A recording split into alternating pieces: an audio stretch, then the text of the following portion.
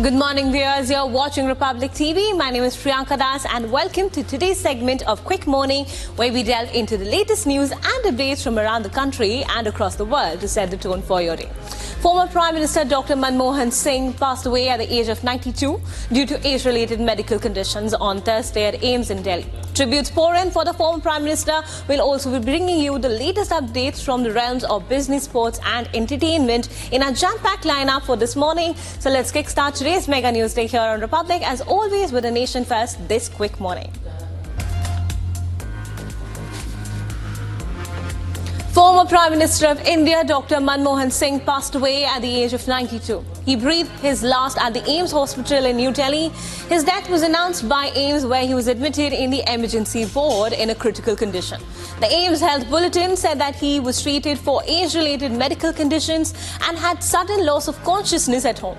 Manmohan Singh served as the Prime Minister for 2 terms in the Congress-led UPA government from 2004 to 2014. He had been in poor health for the last few months. The centre has announced a 7-day mourning in honour of former Prime Minister Manmohan Singh. It is said that all central programmes scheduled for today have been cancelled. The Union Cabinet will meet at 11 a.m. to pay tributes to the leader. His final rites will be conducted with full state honours. Meanwhile, his body was brought to his residence from AIIMS Hospital. Prime Minister Narendra Modi expressed his grief and said that as our Prime Minister, he made extensive efforts to improve lives of people. और doctor Manmohan Singh ji के साथ मेरे बहुत नजदीक के संबंध थे। जब मैं लोकसभा में रिपब्लिकन पार्टी ऑफ इंडिया की तरफ से चुनकर आया था, डॉक्टर मनमोहन सिंह जी देश के प्रधानमंत्री बने थे और मैं तब यूपीए के साथ था। तो उनके साथ हमेशा मीटिंग में हमारी मुलाकात होती थी। कई बार कुछ काम के लिए भी मैं उनको जाकर मिलता था और बहुत ही अच्छे दिल के आदमी थे, बहुत ही सीधे साधे आदमी थे।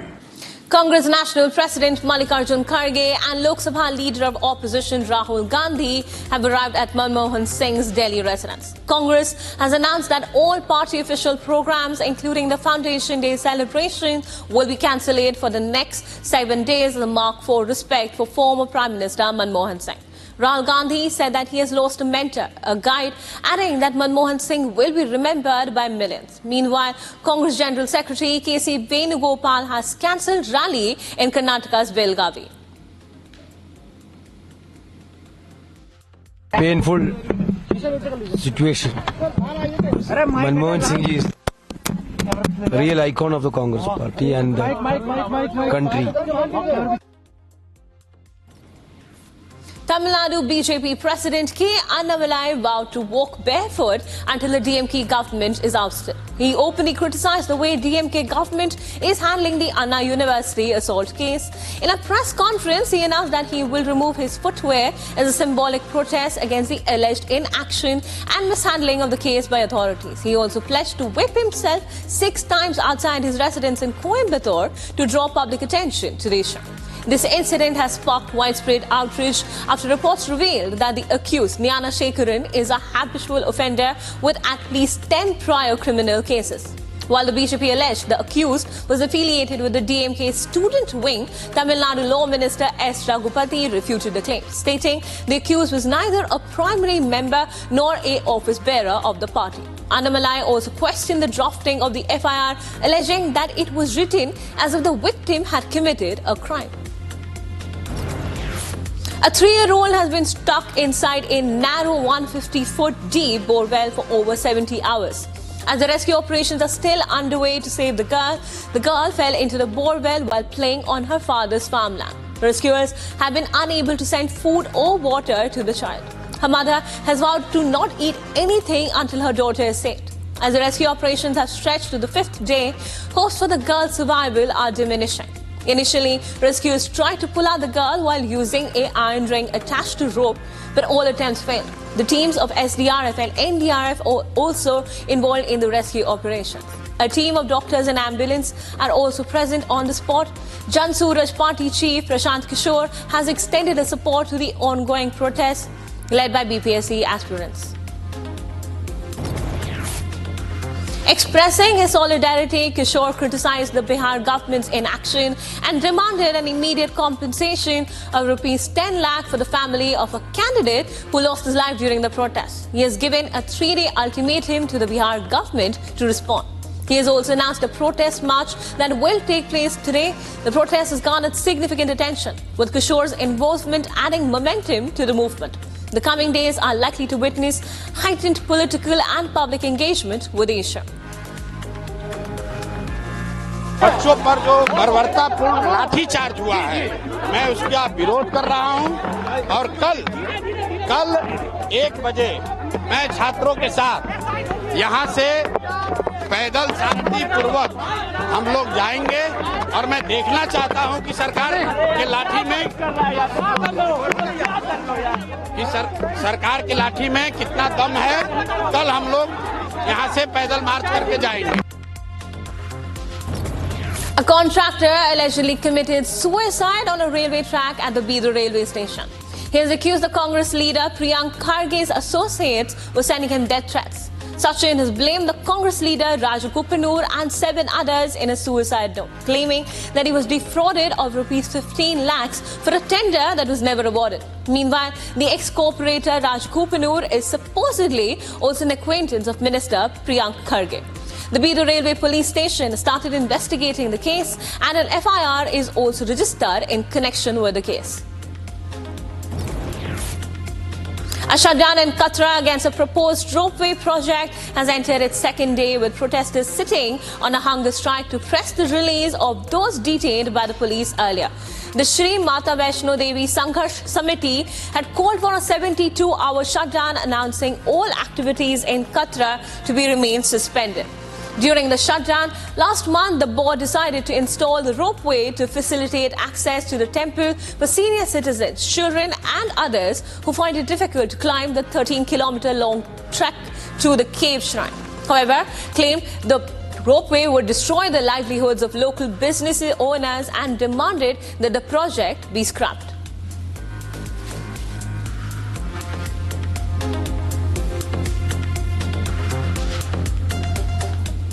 We are tracking the top business stories for the day. We bring you the latest updates on India's economic landscape. From RBI announcing an 8-member committee responsible to develop the framework of AI in financial sector, to Tata Group announcing 500,000 jobs in the next 5 years. Stay tuned as we delve into the key highlights shaping the business world today.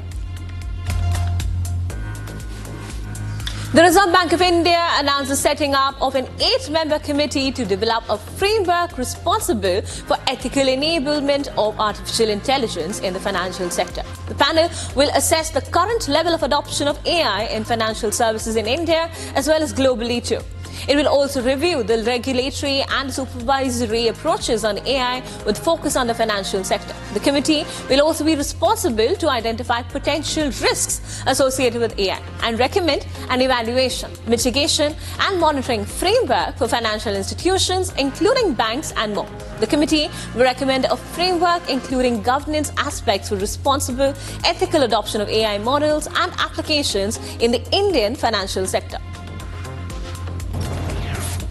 Moving on, as per a report by the Finance Ministry, India's economic outlook for financial year 26 is clouded by growing uncertainties. The report mentioned that the economy is expected to pick up pace in the second half of financial year 2025. It also highlights the global trade growth is increasingly uncertain, with elevated stock markets and a strong US dollar continuing to exert pressure on the emerging market currencies. This can complicate the policy decisions for monetary authorities.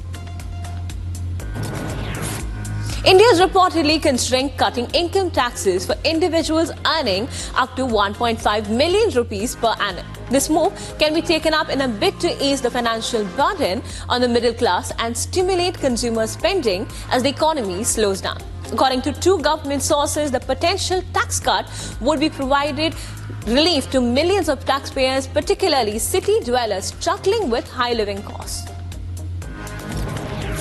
Tata Sons chairman N. Chandrasekaran said that India's economy is strong and that the great trends of change are in India's favour.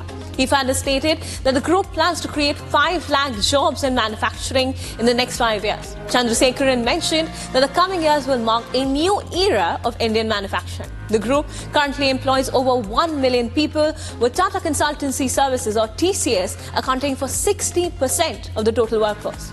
He further said that these jobs will be spread across key sectors such as semiconductors, electric vehicles, solar equipment and other critical hardware industries.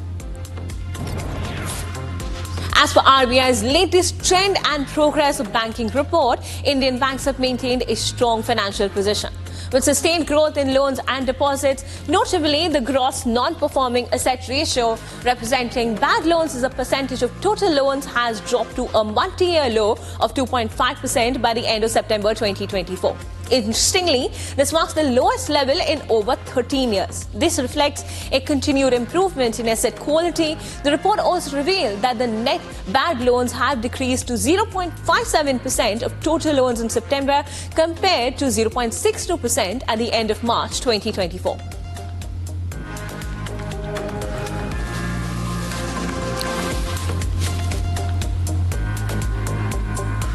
Moving on to our international segment, where we're tracking the ground pulse of some of the biggest global headlines. Today, we delve into the significant developments from around the world, from Putin threatening Ukraine of another attack on Israel, continuing their strikes in Houthis. Stay tuned as we unravel the latest updates shaping the global landscape. A plane carrying 7 people injured in the Azerbaijan Airlines' Embraer 190 crash arrived at the Haidar Aliyev International Airport in Baku. The crash killed 38 people and wounded all 29 survivors. The plane was en route from Azerbaijan's capital of Baku to the Russian city of Grozny when it was diverted for reasons yet unclear. The plane crashed while making an attempt for emergency landing in Aktau in Kazakhstan. Several footages captured the plane descending sharply before crashing into the ground in a fireball. Following this, Azerbaijan lowered its national flag nationwide to mark a moment of silence. Russian President Vladimir Putin has said that Russia could again hit Ukraine with a new Oreshnik hypersonic ballistic missile. This was first used in November 21st strike on the Ukrainian city of Dnipro. Putin said that Russia is not in a rush to use the missile, but it would not hesitate to use it in the future if any need arises. He further said that Russia has launched serial production of the new weapon and reaffirmed a plan to deploy some of the Oreshnik missiles to Russia's neighbor and ally Belarus. Following this, Belarus's authoritarian President Alexander Lukashenko told reporters that Belarus could host 10 or more such missiles. 4 people died in a New Hampshire home on Christmas Day due to suspected carbon monoxide poisoning, following which police were called to the house in the town of Wakefield around for a welfare check, said New Hampshire State Fire Marshal Sean Toomey. He further said that when officers arrived, they found the bodies of 4 adults. Officials believe that the deaths were accidental. They are still investigating a gas heating system after finding the home did not have any carbon monoxide detectors. Calling it an unfortunate incident, the fire marshal further said that it has been a tough year for the carbon monoxide-related deaths and fatalities. Terribly tragic event. It comes at a year we've had a tough year in general for carbon monoxide deaths and fire fatalities in our state. I really hope to make it through the holidays without another death, and unfortunately I'm standing here before you today with 4 more deaths that appear to be carbon monoxide related. 3 individuals were shot and 1 was stabbed during a Christmas shooting at Phoenix's Sky Harbor Airport. The police officials are investigating this case. 2 males and a female were shot, and the female's injuries are described potentially fatal by the authorities. According to them, the group of individuals who all knew one another got into a physical altercation and one of them pulled a revolver. A man and a female were taken into custody at a neighboring parking garage following the shooting. I am aware that there was a secondary incident that occurred at the airport, completely unrelated to this. From my understanding, that incident was this man received a text message that he believed there was an active shooter at Sky Harbor. This was not an active shooter, there never was. And he arrived at the airport with firearms. I don't know if don't know what all of the meanings there are, but he is detained. he is going to be booked into the 4th Avenue jail today. Israel's Attorney General has ordered police to open an investigation into Prime Minister Benjamin Netanyahu's wife on suspicion of harassing political opponents and witnesses in the Israeli leader's corruption trial. The Israeli Justice Ministry made the announcement in a message saying that the investigation would focus on the findings of a recent report by the investigative program into Sarah Netanyahu. The program uncovered a trove of WhatsApp messages in which Mrs. Netanyahu appears to instruct a former aide to organize protests against political opponents and to intimidate harass client, who is a key witness in the trial. A new round of Israeli airstrikes in Yemen on Thursday targeted the Houthi rebel-held capital Sana'a and multiple ports. The Israeli strikes followed several days of Houthi launches setting off sirens in Israel. The Israeli military said it attacked the infrastructure used by the Houthis at the international airport in Sana'a and ports in the cities of Hodeidah al-Salif and Ras Kantib, along with the power stations. Further threatening the Houthis rebels, commanding officer of the Israeli Air Force, Major General Tomer Bar, said that Israel is capable of doing much more and added that the strikes will continue. On Thursday, people marked 20 years since the devastating Indian Ocean tsunami struck Indonesia's Aceh province, one of the deadliest natural catastrophes in modern history, by gathering in prayer and visiting mass graves. Many wept as they placed flowers at a mass grave in Uli Lu village, where more than 14,000 unidentified tsunami victims are buried. On December 26, 2004, a strong earthquake over the Indonesian island of Sumatra caused a tsunami that killed over 230,000 people in 12 nations, including East Africa. Approximately 1.7 million people were displaced, primarily in the 4 nations of Thailand, India, Sri Lanka and Indonesia that were most severely affected. Feeling today just make me really sad, and because it's today, I'm just lost everything by one minute. All right, viewers, it's time to dive into the world of sports with our segment dedicated to all the action-packed highlights and exciting matchups. Today, we bring you the latest updates from the world of cricket and more. Stay tuned as we unravel the story from the ICC imposing fine on Virat Kohli to Ravi Shastri slamming Virat Kohli. Keep listening to All the Buzz right here on our sports segment. Virat Kohli and Australian youngster Sam Constance were involved in a physical altercation. The brief showdown took place after the 10th over after Australian innings on the opening day of the 4th test here when the players were crossing over. Kohli and Constance bumped shoulders while moving across the pitch in the face-off that was initiated by the travelling staff. Virat Kohli has been docked 20% of his match fees and handed 1 demerit point following his on-field incident with Sam Constance during the opening morning of the 4th test between India and Australia in the MCG. The clash occurred after a shoulder-to-shoulder collision between Kohli and Australia's 19-year-old debutant. On a drama-filled day 1 at the Melbourne Cricket Ground in the 4th test match of the Border Gavaskar Trophy Series, India's senior batter Virat Kohli and 19-year-old debutant Sam Constance became the cynosure after the two were involved in a mid-pitch altercation in the first session. Ravi Shastri, without mincing words, labelled Virat's act as unnecessary. Shastri also added that Kohli has his own side of the story too. India's assistant coach Abhishek Nair defended axing Shubman Gill from the Boxing Day test, saying it was in the team's best interest to not only have Rohit Sharma back to his usual opening slot, but also add some sting to the attack by drafting in-spin all-rounder Washington Sundar. Gill, who missed the first test due to a finger injury, scored 31 and 28 in the pink ball test and looked the most assured among Indian batters. He, however, got out for a duck in Brisbane. Australia finished the opening day of the Boxing Day test with 311 for 6 on the board. Marnus Labuschagne, Steve Smith, Sam Constance and Usman Khawaja struck half-centuries for the hosts, while Jasprit Bumrah took 3 for 75 for India. The 19-year-old Constance made a bright start to his international career, hammering 60 of 65 while adding 89 runs for the first wicket in 19.2 overs with Khawaja. The most heated moment of day one of the fourth test came when India's stalwart Virat Kohli and Australia debutant Sam Constance clashed shoulders. The incident prompted a stunned glare from Virat towards Constance before the two exchanged a few words. The International Cricket Council has seemingly decided that Kohli is to be blamed for the altercation, fining him 20% of his match fees, according to sources.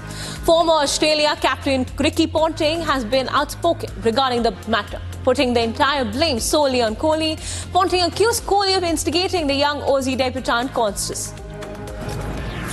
Rashid Khan, the Afghanistan talisman, missed the opening test of the two-match series against Zimbabwe due to personal reasons. Rashid, who was named for the two-match test series against Zimbabwe, played the last of his 5 tests against Zimbabwe in 2021. The 26-year-old has been away from the red ball cricket as per the advice of his physician, following his back injury, and subsequently missed the test series against New Zealand.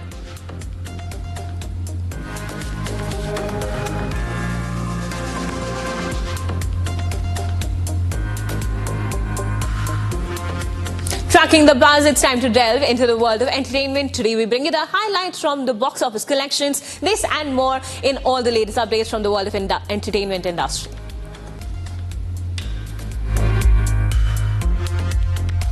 Led Baby John was expected to conclude 2024 on a banging note for Bollywood. Despite good pre-release buzz, the action thriller unfortunately made an underwhelming beginning. As per the early trends, Baby John has added collections in the range of 4 to 5 crores. However, a dip of 64 to 55% is not promising for the film's success.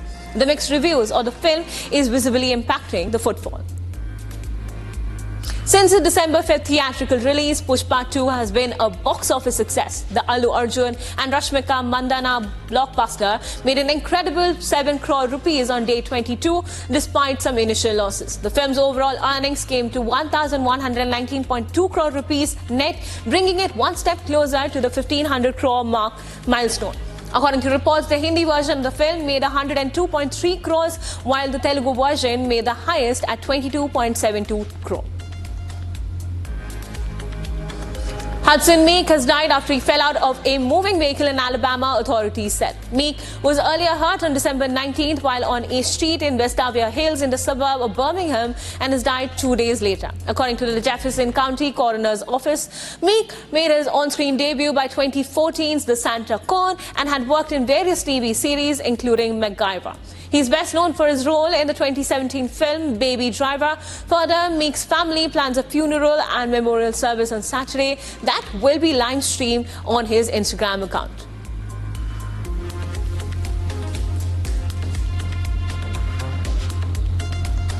Viewers, that's a wrap on today's edition of Quick Morning, but don't go anywhere as we bring you the latest stories from around the country and the world only on Republic TV. Stay tuned.